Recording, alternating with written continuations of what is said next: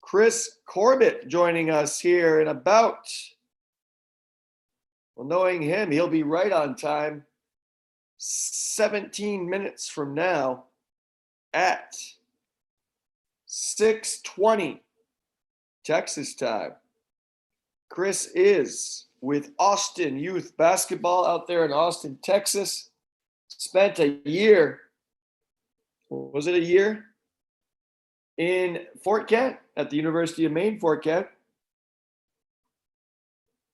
And that 1 year, that one experience shaped his life dramatically. So he's going to talk about that, talk about what they're doing out in Texas, talk about what he does with Austin Youth Basketball. He's done some clinics up here and just fell in love with them. And here's a shirt he hooked me up with. Love the mission, passion, power, purpose. So we got in trouble yesterday. My apologies to Channel 4, to St. John Valley.live, and to Chaz Pelletier, our producer. The music, I'm playing a lot of videos, a lot of, I guess, copyright. YouTube got upset. Facebook, apparently they don't have enough money. So the issue is, I don't know, in talking to Chaz yesterday, oh, thank you, Carl Terrio. The tennis nets are up, folks, here in Fort Kent. 2 courts down there at the Gel Bear complex. And looks like it's time for Carl Terrio to lose. I'll put it out there, Carl. Let's play a super set high school style and see who comes out on top. My first serve percentage is horrible, and my second serve percentage is not too much better. So the music, and I can serve and volley horribly. The music issue brought us to the conclusion that we need to play local music. So, for example, the piece that opened the show is No Property by Empty Head, a group. Hold on.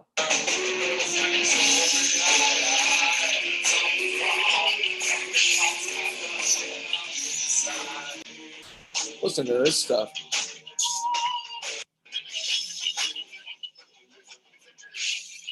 So we need local music here. We need Taylor Tiger Martin's fiddle work. We need the Deuce, Mr. Steve Doucette, and Mr. John Coletta, Mr. Kurt Harvey, Miss Sylvia Dow Harvey, and who'd I miss? Oh, Mr. Doug Clapp, of course. The staff, Infection, we need some of their tunes. I mean, we got to roll out local music here. We are a locally grown group. Why not? I'm just trying to, hey, listen, it's Friday morning, a little behind in the times here. Oh, look at that. 11 years ago. Those are my 2 wonderful daughters. And that's my chest hair in the background. Anyway, we want to play local music here. The challenge is I only see 2 songs here by Empty Head. There's No Property, and it's a 6-minute cut on YouTube. So we're going to have to get creative. I was going to play a DVD, and then I said, how the heck am I going to play that? I don't have that in my laptop anymore. I might be able to play it on my old school. I was going to play a CD. I think I can play that on my DVD player. I do have one of those. You know what those are? So the one thing with Chris Corbett is his jumper is not as good as mine. So maybe, just maybe, I don't know if that'll jeopardize our connection. Not literally, but figuratively, if we were to go take a couple jump shots outside. The weather here is probably not like Texas. A little overcast today. We will get into weather momentarily. So let's get creative, Chaz, if you're out there, bud, and anybody else, quite frankly, on local music. There's just such good French toast. Awesome. Empty Head, I've already mentioned them. What was John Clavette's band there back in the day? They were good. My buddy John Blanchette down in Portland, he's kicking out some good tunes. Mr. Roy does some solid stuff on the line. I've seen him Facebook Live acoustic. So I need a hub here to play this music right off my laptop in an ideal world. Let's take a look, drum roll please, at the morning weather. Beautiful yesterday, just absolutely beautiful. I did not have any sunscreen. I don't know if I looks okay, but it was just great. Nice day here in the valley. And then, the good thing, Carl, is that we got snow on the way, I think. But let's see if we're gonna get hit here or not. I just don't know. Let me share my screen here. Meteorologist Eric Werntgen. If I was a meteorologist covering the St. John Valley and Aroostook County, I'd have a hard time with my height, or a good time actually. But if I had to point down to Portland, probably pull a hamstring. Screen share. Boop. Yep, let's share that one. We could play, you want to play Pictionary, we can do that at some point. Trying to get a teacher or an administrator on this morning. I don't know if it's going to happen. Kind of last minute story of my life. Let's blow this up. And here we go.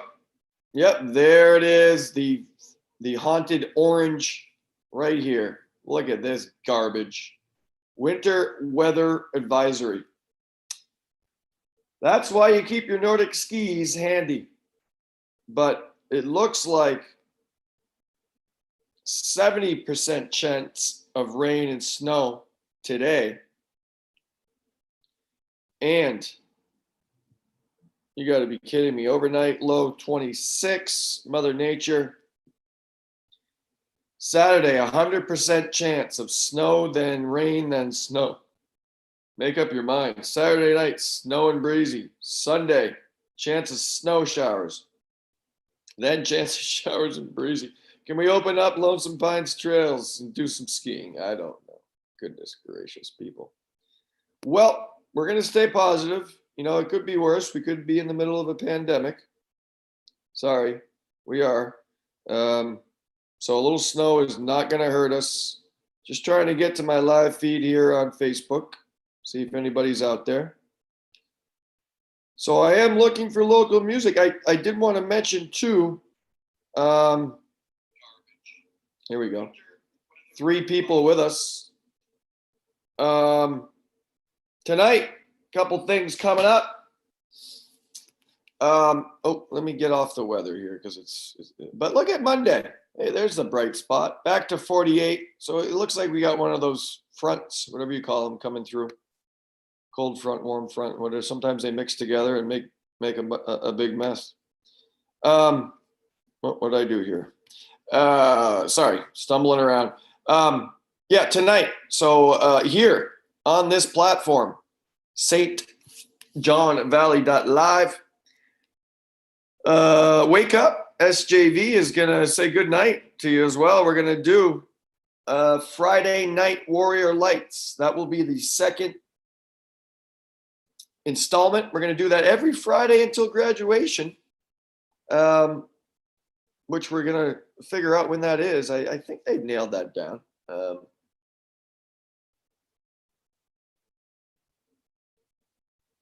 Excuse me. So yeah, we'll be at the fields. It was a downpour last week on Friday, and looks like some more garbage tonight, but we don't care. We are going to run the clock for 20 minutes, 20 seconds, and we're going to have an imaginary game on the field. We're gonna have the lights on, and we're gonna have a virtual party. I've got some seniors lined up to interview. Desiree Hafford's coming in. I think Riley Sibley, I saw her walking yesterday, so I I talked her into that. We're hoping to get some others. Eden Parody comes to mind. We had Susie on yesterday, his mother.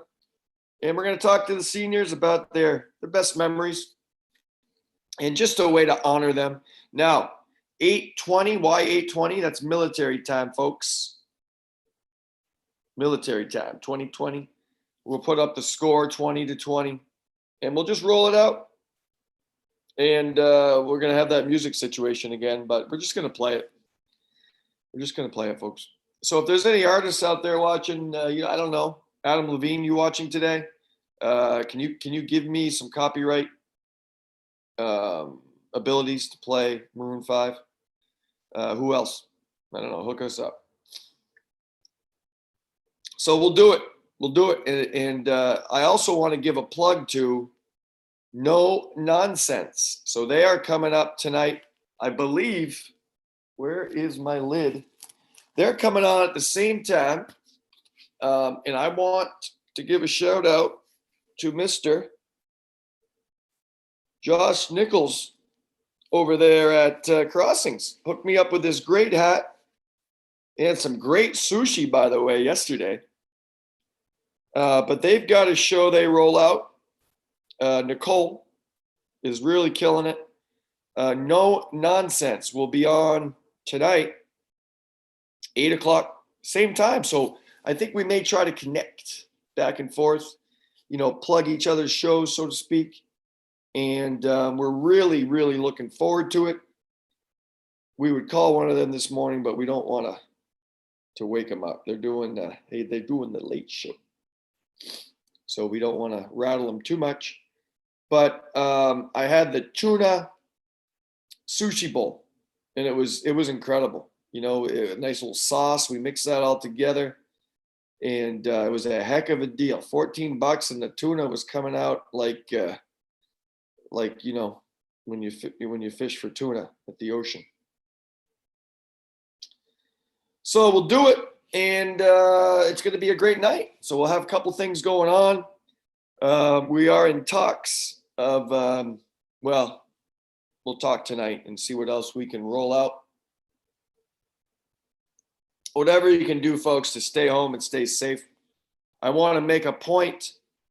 If you are to show up tonight at the fields, stay in your vehicle, and certainly don't roll in with a one of those white living room on wheels that some of you folks have. Those Tahoes, those Yukons with 25 people in the back. Please, immediate family members only. And if you're going to tailgate, it's a 10 feet. We might have to put X's down there in the parking lot. Or nobody will show up. But as long as you're with me in spirit, I think we had about 20 people live last week when we did it. And just a thing to do. National NFHS, National Federation High School, I think kind of started this nationwide. Evan Graves, my good buddy, the athletic director over there in Caribou, had rolled it out first, I believe, in the county. So we jumped on and decided we're going to just do this every Friday until graduation. I believe that takes us to June 5th. Probably will be the last installment of Friday Night Lights, Friday Night Warrior Lights. If you need a good read, not a movie, read the book first. You need to read Friday Night Lights. If you're a sports fan like Chris and myself, Chris Corbett coming up momentarily, folks, brace yourselves with Austin Youth Basketball. If you are a fan of sports and high school sports specifically, you need to read Friday Night Lights. Great story about Texas. Hey, that's kind of ironic, Chris. Texas football, where the high school stadiums are seating I'm probably exaggerating, but, upwards of 50, 100,000 fans watching high school football. And I believe it's the story of is it the Perryman or the Perman high school team? But what a book. Great read, pretty quick. Even for me, it's a quick read and well worth it. Friday Night Lights. But we have Friday Night Warrior Lights is what we're rolling out. Let's take a quick look at what happened nationally in sports last night. Oh, nothing. Nothing happened. The Las Vegas, what are they called? Is it did they keep the Raider name? Yeah. Raiders Las Vegas debut will be versus the New Orleans Saints on Monday Night Football. There's a game. That is a game. I would highly recommend checking that out. The schedule is out. Oh, great. The NFL schedule's out, folks. So we'll check the now. What are you Patriots fan? I'm a Giants fan, but what are you Patriots fans gonna do? You gonna grab some Tampa Bay Buck gear, or are you gonna stay loyal like I have with my Celtics all those years? We don't know. We just don't know. Rumor has it from reliable sources that as part of Friday Night Lights, we will have a drone flying overhead, brought to you by, I don't want to put you on the spot, but I'm putting you on the spot, Mr. Mitch Daigle over there at the St. John Valley Tech Center. Ran into his kids on a nice walk over in Wallagrass yesterday, and he tells me via Facebook, and Facebook's reliable, man. If you hear it on Facebook, believe it. He's going to try and get some drone shots for us tonight overhead. So that will be extremely interesting if he can make that happen. Drone action. So right now we have watching with us Amy Dupre-Willette. How you doing, Amy? And congratulations and thank you for being a hero among us. Amy is a nurse over there at Northern Maine Medical Center. Miss Dawn Sear is watching. The patriarch, the leader of one of the best families in Fort Kent, the Sears. How you doing, Miss Dawn? Chris Corbett's watching, and he'll be on here in, 2 seconds. Chaz Pelletier, producer. What's up, Chaz? Angela Daigle-Boulier. She's got a senior, she's got an 8th grader, and she's got an ankle biter. What year is Chance? Chance. Great names. We got Chance, Blake, and Bree. Brianna is graduating. She'd be a good guest. Angela, you want to come on here? Let us know. We'll bring you in here momentarily. You in? Thumbs up or thumbs down, Angela? Anyway, let's roll Mr. Chris Corbett in here. And really, really have been looking forward to this. Chris has been awesome to me personally and to this area. So without further ado, we're going to admit Chris into St. John Wake Up SJV. Hey, Chris, good morning. You are live. You're live on SJV. Wake Up SJV. I cannot hear you. First time on Zoom? No, sorry about that. Chris, great shirt, my friend. You're rolling it out. I want an extra special thank you for you to wake up with SJV here an hour earlier than us. You're over there in Austin, Texas. It is 6:22, I believe. It is, and I'm usually up at this time, but my daughter Ellie, who's here to join us for a little bit, is not usually up at this time. So she's doing nice shirt yourself, very nice. All right, Ellie's rocking. Now, Ellie, show that shirt one more time if you don't mind. Now, I'm going to give a plug to my bloodlines. My brother redesigned that logo on Ellie's sweatshirt. And he got a heck of a deal. I think we gave him $1,000 of Under Armour gear back in the day. So Neil Werntgen, if you need any graphic design work, He's out there in the Phoenix, Arizona area. Nice. So, Chris, what the heck is going? This is something I couldn't do on air because of this reason, Ellie. Now, what the heck is going on here, Chris? So, unlike a lot of people who are suffering really seriously all over the world, like I grew up in Queens, New York, is really devastated, and parts of Texas are as well. But unlike that, my suffering's been limited to business suffering, some family sickness. But a haircut is like something I miss, and so I haven't been able to get one. So even though the barbershops reopen here today in Austin, I thought maybe it would be a good time to get a haircut. I had sent out already before they announced that for the haircutting kit, which I don't know if you know, but they're out of those. They're very difficult to get. You don't know. You have your own haircutting kit, right? So Ellie agreed to shave not to shave my head, but to cut my hair. So I don't know if you want to go for that online or not. Let's do it. Ellie, this is going to be one of the best assists of your young basketball career. Yeah. We do want to get you to interview a little bit. It sounds like you're my type of player. You like to block shots, rebound, and now cut hair. So that's awesome. We don't really care about points. We care about the assists and the winning. So, hey, we're ready. This is going to be awesome.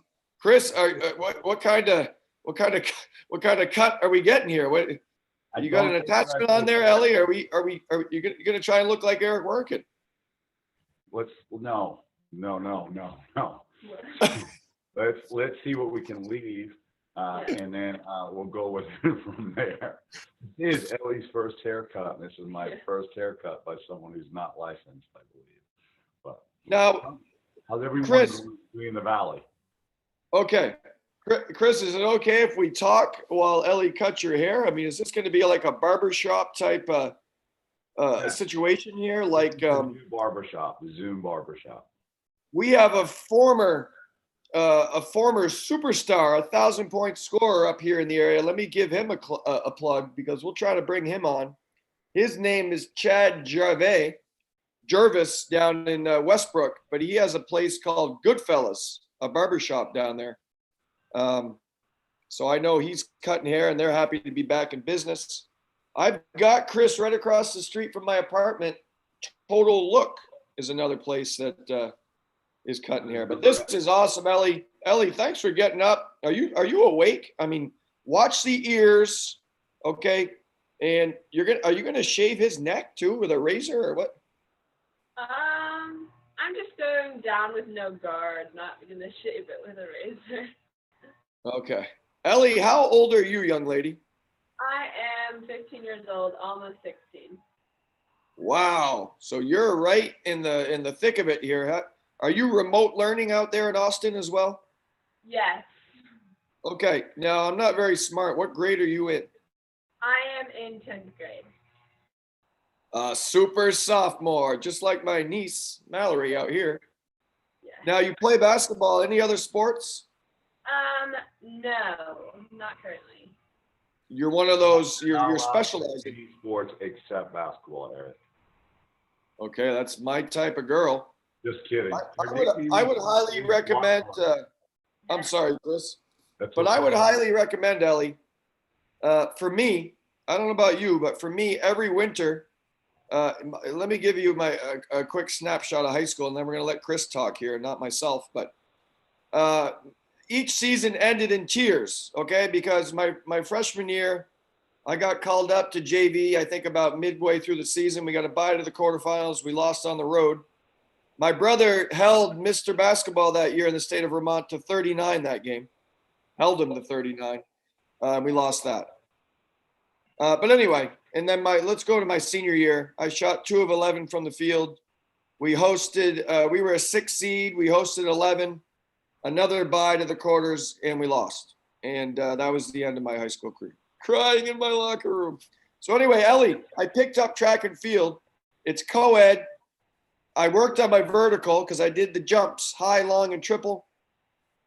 right? And I had my sanity until the summer basketball circuit. So Yeah. anyway, Chris, talk to me, man. What first of all, what is your connection to the St. John Valley? Well, it was 1983, and I went to university. I grew up in Queens, New York City. I was a playground basketball player, and I would just kind of stalk and chase and I would be at Shea Stadium quite a bit as well. It was about 3 miles away from me. But I would basically stalk the best playground players I could in New York City.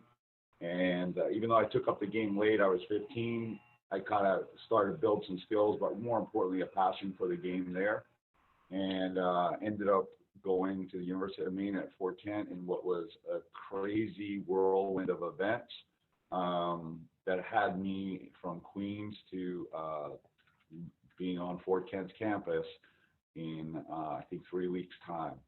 So for me, it was, New York City at that time was really in a tough place. It was not really at its finest. And where I grew up was kind of like there was the prey and there was the predator. And the kindness, showing kindness was not, it could mark you as the prey. So when I arrived in the St. John Valley, I arrived and I was not in the best place myself personally based on what had gone on in my home, et cetera, like many young people. But the St. John Valley taught me that you could be strong and kind at the same time. And that resilience didn't mean that you had to be cold and put up armor. And that was pretty new to me. I had grandparents that had modeled that for me.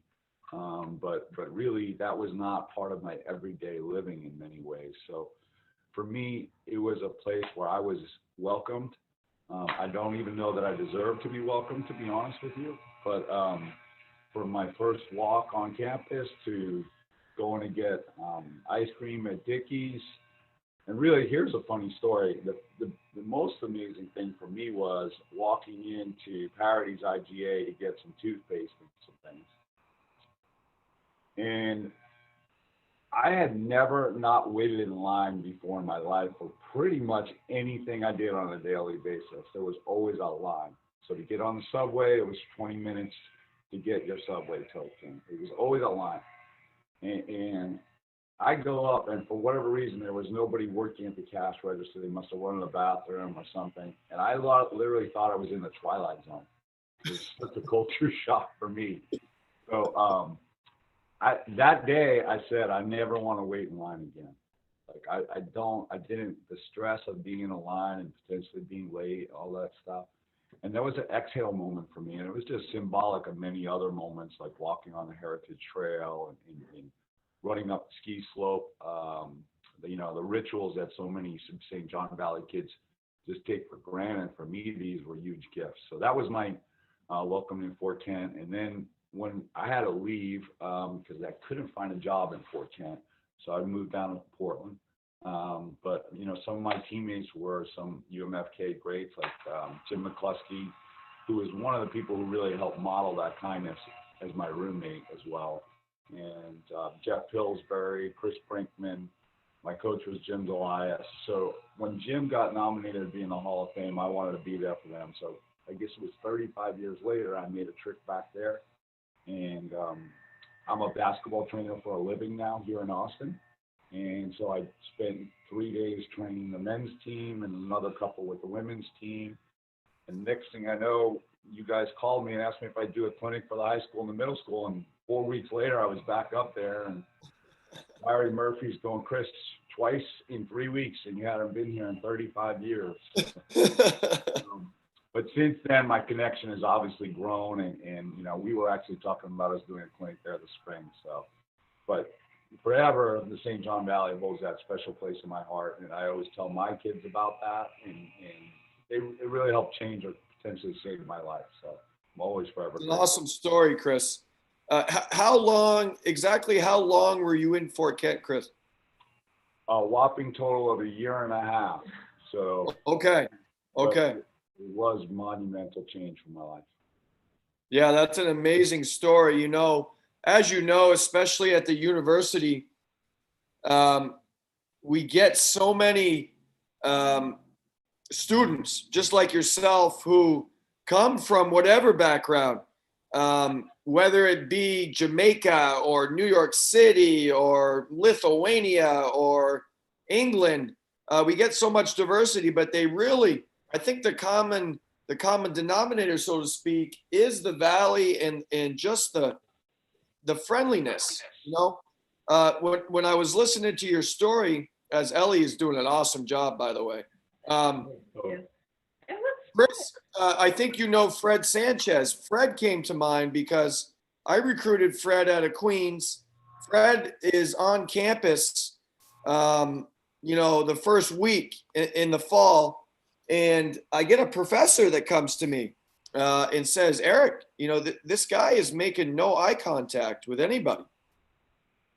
So I'm like, okay. And so I talked to Fred that day before practice, and I'm like, Fred, what's up?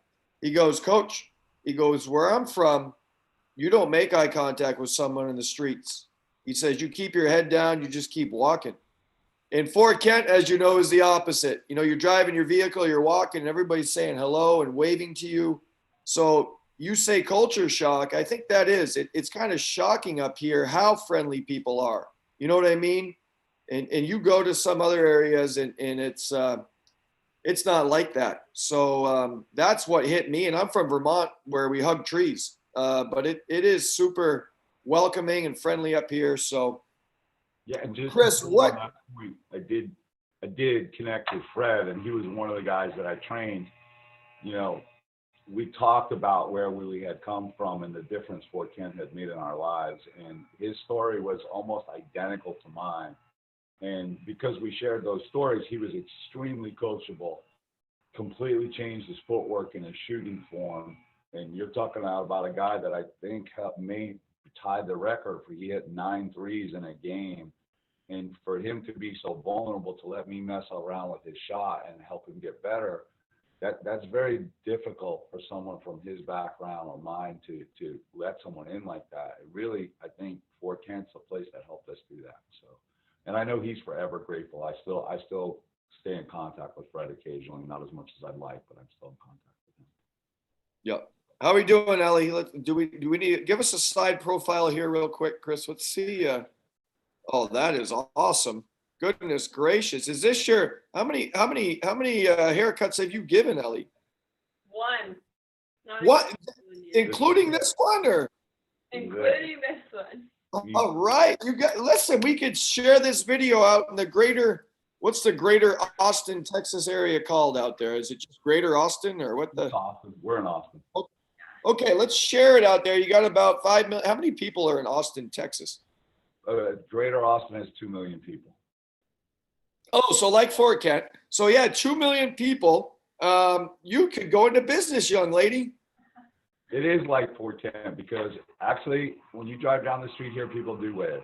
So. Oh, awesome. It does have some Fort Kent in it, ironically. But, I just want to say to all the kids that, having been up there and done multiple clinics, couple of things I want to say to them is, I feel for you. This is a rough time, and I'm not going to be supporting the people that are saying, well, it's not World War II and we're not in the trenches. Perspective is nice, but I definitely feel your pain. And, I want you to know we're all going to be okay. We don't necessarily need a date to know that. And, I don't want you to get attached to these dates. I want you to just focus on being okay. And then also take a look and see what the opportunities might be right now, because for the basketball players, as an example, Eric, I personally don't work out kids on plyometrics that much and I know them inside out because I worked with beach volleyball players in Manhattan Beach, California when I lived there. But their legs are usually too beat up to beat them up some more, in my opinion, from playing multiple sports year round, then a club team potentially. So I don't particularly like to do that with kids. But right now, you have a unique opportunity to see where's the opportunity in this for me to build the best me I want to be. And I think plyometrics would be an example of that, or a basketball player. You can work on speed and agility now because your legs aren't beat up. So I just want to say that. And then I also like to say, I follow 4Camp Facebook pages, and I think the story about Rocks figuring out that, hey, we're not really a restaurant, we're really a comfort place.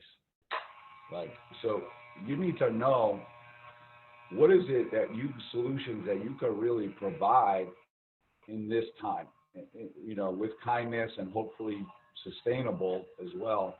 But I think that story is an important story. They realize, hey, we're not really in the food business, we're in the comfort business. And we're going to send comfort out to all the people that have 410 as part of their lives with whoopie pies. So I just think those stories are out there, and I think they're out there for all of us. And I would just encourage the kids to think about that situation. And I know they already have resilience in their genes, and they're going to be okay. And they also have the great outdoors there that a lot of people in the cities don't really have. So you have some good things going for you. But I'm proud that you guys were able to quarantine before it got there, as opposed to like most of the country and waited till it got here. So you guys did a great job. So I just want to say shout out to the Valley on all that. Thanks, Chris. Yeah, they say the hardest thing about getting to the St. John Valley is the journey, is the trip. So we've made it hard for COVID-19 to get here too, I guess. Knock on wood. But no, everybody's, we're usually a couple of weeks behind. So we don't know if something's still coming or what type of wave, but we have been trying our best. It's real hard for me, but trying our best to practice social distancing. The outdoor court down there at Riverside is locked up. It's sad, but it's locked up. So we're rolling out our outdoor hoops, and we're trying to do workouts in home and stuff like that. So when we see Ellie in the paint, we can Euro step around her, or maybe if I throw her a shot fake, I get her up in the air, I give her a little elbow and one with my left. I think I could score on her, Chris, in the paint. I would do about 6 blocks a game. I wouldn't be so confident. All right, Chris, I've got the up and under. Okay, I had a big man coach in college. I got the up and under. I got the mic and drill. I wouldn't use the mic and drill, sorry. What was his name with the Bucks? Sigma. Remember the Sigma move? I got that. I don't know, Ellie. I think I could get you in the air and get you in foul trouble. But I heard you can block shots. So that, man, I love a good shot blocker. Chris, I think you just hit on this subject, but man, you're a great writer, intelligent, very intelligent with detail. I love watching you work at clinics. So Chris is talking about surviving and thriving and driving to success during COVID-19. That has a nice ring to it. We're okay here. We're at 7:41. I also wanted to ask you though, Chris, what in regards to team sports, when the heck will we be cleared to play? It's tough because, as you and Ellie know, it's a contact sport. So I think people are going to be nervous about even a game of 2-on-2. Can I tell my 8th grade girls on June 1st to go play 2-on-2 at Riverside? Is that going to be okay? So I'm fortunate enough in that while I'm terrible in the rest of math, I'm pretty good in stats. So I do get up and read the John Hopkins website in terms of what's trending and so forth.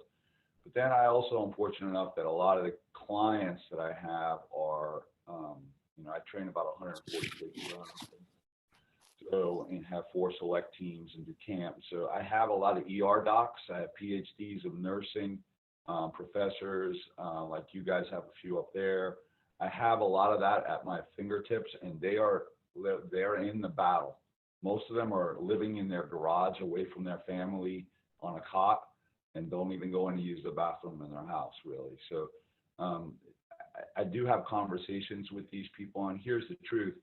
Your leader, Johnny Coletta, a great man who was in Powell Hall when I was there, we are responsible for these decisions to some extent, and we don't know. And it's heartbreaking because as a leader, you want to lead, but right now leading is waiting. And that's not fun, right? Because I always tell kids to lead, relax, prioritize, make the call, make a decision. Like relax, prioritize, and we can't really make that decision. So I think it's going to be a family. There will be the state, and then it will come down to family decisions. You know, how is your kid's immunity system? These are questions that we need to ask ourselves. And then, you know, I think the answer is probably different for Fort Kent than it is Portland or Austin, to be honest with you too. So that I don't have those answers. It breaks my heart that I can't give my kids an answer. We're waiting to play a select season since it should have started March. I personally, for me, I don't think I need to be the first person to this chickenpox party. We don't really know what the effects of these are. COVID is after you've recovered from it. We're finding out there are more and more after effects in terms of strep, staph, MRSA, other complications with the immune system. So for us, I think now is the opportunity to look inside yourself and to realize the enemy, the rival in your sport is really inside you. It's not the Madawaska Owls. You'll miss the Madawaska Owls one day. They're not the rival. The rival is inside you and what story you're going to create and write right now. And I would recommend that you try and become the best athlete you can be and work on your athletic development, your speed, your strength, body weight strength. As far as any kid who's motivated, you just put it on your Facebook page. We have a course on basketball body weight strength. I will comp that for any kid in the St. John Valley. Okay. It's a 30-day challenge. And if they follow it 15, 20 minutes a day, they will be faster, stronger, and more supple. If they want to work on their vertical, I've got another course on that. We're consistently getting 6-inch gains. I'll comp that for any kid in the Valley because I love that place. And, you know, they did more for me than I can repay. So, you know, the next thing too, start working on your virtual meetings. Like this is our new world. I don't recommend you get your hair cut while you're doing a virtual meeting, but we'll have a course come out on that too. We're trying to figure out what are the problems, how can we help provide solutions, and you know we're happy to help in any way. But I just say look inside, start trying to write your story in this time. I mean, it's not Anne Frank's diary, right? It's just we need some perspective, but there's going to be great stories that come out of this, and I think some of them are going to be written in Fort Kent. Yeah, you're right. I mean, it is going to be amazing. I once again, I just love your perspective, Chris, on everything. Ellie, you're a sophomore out there. Yeah. Now, listen, I've talked to, I coach predominantly middle school now, which is a different beast, as you know. My daughter's in 7th grade, soon to be 8th. But I know a lot of my players are just going crazy. The first few weeks, they saw it as an extended vacation, but now they just want to be with their friends. So, Ellie, what do you do out there in Austin? What's a sophomore do to stay sane? And your dad will cover his ears, okay? But let us know, what are you doing out there? I have been, me and my friends, we go in my backyard and we sit 10 feet apart and just talk to each other like once a week usually. And then I've been very active online, trying to keep in touch with everybody. So. Yeah, it's tough. It's real tough. We live in a part of Austin where we can go for a walk and safe physical distance from other people. Yeah, sorry here. Just got a message. No, that's great. I mean, Chris, we have to wait. And that's the hardest thing. What's the old cliche phrase there? The hardest part is the waiting, or the waiting. What is that Tom Petty song? I think the waiting is the hardest part. But yeah, it is. But we're competitors, man. We've played. You know, I'm 45 years old now, and I can't stay away from men's league basketball or even a game of 3-on-3. And I play, and I regret it for a week. But I'm itching. I mean, people want to get out there. So imagine people like Ellie's age. We have soccer season coming up. We have all this stuff that's huge up here, and but we just have to wait. So that's great advice. And listen, we don't want to lose. Look, we don't want to lose players like this guy who you use a lot in your lectures. Yeah, no doubt. One of the greatest assist men ever. Thank you to my brother Neil once again for hooking me up with that jersey. But what does a player like Steve Nash mean to you, Chris? Well, I started looking at this analytics movement because a lot of the high school coaches in Texas fell in love with it in terms of measuring everything. And almost every NBA office now has a team of math guys from Cal Berkeley or MIT has a big sports analytics program of these guys. And it really kind of changed the game. And to be honest with you, I resented it because I don't go to MIT and tell people how to do quantitative analysis, and I kind of resented people who never played the game coming and tell us, hey, you need to do this because this is the math. That being said, I've come since to realize there's good points and bad points, but one of the best points they ever brought up is they couldn't understand why everybody that played for Phoenix almost doubled their salary within a couple of years. Like whatever their contract was when they arrived, it would be double when they left. And, everybody like me and you would be like, well, it's because Steve Nash is such a good passer. Like, he gets you involved. And that's true for sure. But essentially, he was only averaging between 2.5 or 3 extra assists per season than the average starting point guard. So the analytics guys kept looking and looking and looking. They make all these spreadsheets and they keep track of everything. And finally, one guy breaks through and figures out why it is. Steve Nash gives 239 high fives per game. Mm-hmm. That includes butt slaps, high fives. I don't know what we're going to do about high fives moving forward, but elbows. Yeah, but elbows are going to be the new hands. I don't know. So, but at any rate, I think the point was guys like Channing Frye would come from the Knicks. They were the height of average, to be honest with you. I was a Knicks fan, so I know. And next, he's averaging 16 points and 8 rebounds a game in about the same amount of minutes. And the point is, Steve Nash made everyone think they were great. So if you missed your corner jump shot, he'd be like, hey, man, I'm looking for you. Be ready. I'm coming to you again. You're not missing 2 in a row. And when Steve Nash told you that, you felt, wow, like Steve Nash believes in me. So I am good. And they would hit their next shot. So the thing that's very interesting to me about me, though, is the scientists have come to understand that you don't need to have Steve Nash's resume to make people feel that way. So you could be the 9th man on the team and still have that type of positive effect that Steve Nash would have just by keeping track of how many high fives you give. At first, it's cheesy. It feels like, oh, I'm Anthony Robbins. I'm walking on coals of fire. But essentially, it becomes your new normal, and it becomes very authentic. And what people need to do is, I tell parents, stop keeping track of how many points your kid has in a game. Start keeping track of how many high fives your kid gives in a game. So there's one basketball, but you can always make your teammates feel stronger. And the truth of the matter is, I think guys like you, and I told a business leader this in Fort Kent last time I was there, I have no idea how you do your job juggling all those sports, all the weather cancellations, all the updates, all the incoming emails and questions. I have no idea how you do that. I have ADD, so that job sounds like a nightmare to me. But people won't really remember that, Eric, but people will remember how you made them feel. And when you come into a clinic that I'm running and you help, and I'm running around making everyone correct with their shooting form, and I'm holding them accountable, and I'm holding them strict, I don't know if they'll remember that, but I know that they'll remember how you made them feel when they made that shot, or when they missed that shot, but they did everything the right way.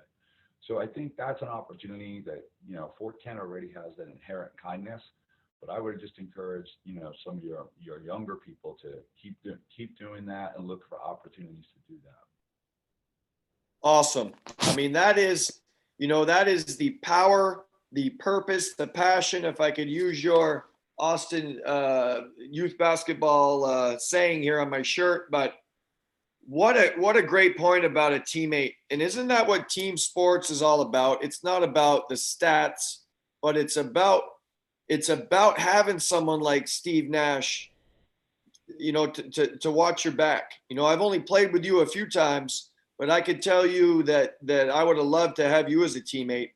I remember playing for Coach Jim Graffam in college at Westbrook College, and we were in practice one day, and someone made a pass, and that pass, it might have been me. It went right through my hands, and that teammate got upset for a second. So Coach corrected that real quick. And your story just reminded me about Nash. He said, how is that going to improve Eric's attempt to catch that next time down the court? So instead of getting on that kid and being negative, say, hey, my bad. I'll give you a better pass next time, even though that pass was perfect. Don't get on your teammate. Don't show that frustration. I never saw Nash do that. He threw a lob to what's his name there, Stoudemire, and he blew the dunk. Nash was probably like, oh, my bad. I'll give you a better pass next time. So it's more the mental aspect, isn't it? And what a great point. And that carries on through life. What are we doing right now in frontline over at the high school when they're making sandwiches and someone drops a piece of cheese or something like that or whatever?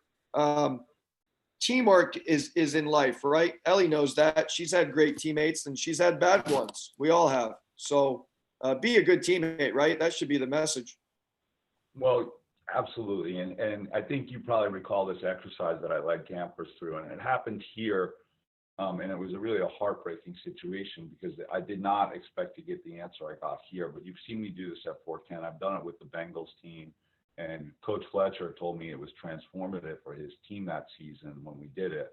It really helped change things. But if you ask 25 players, I asked 25 players at camp, who's your favorite teammate and why? Okay, who's your favorite teammate and why? The things that come up are usually fit in three categories. One, their effort led us by example. When we were down by 30, they still kept busting their tail. We didn't win, but that effort inspired me. Two, they shared.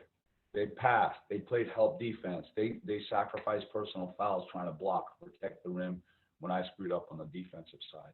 So, and then three was they make us feel better. They made us feel good. They made us feel validated. They made us feel when we were down, they picked us up.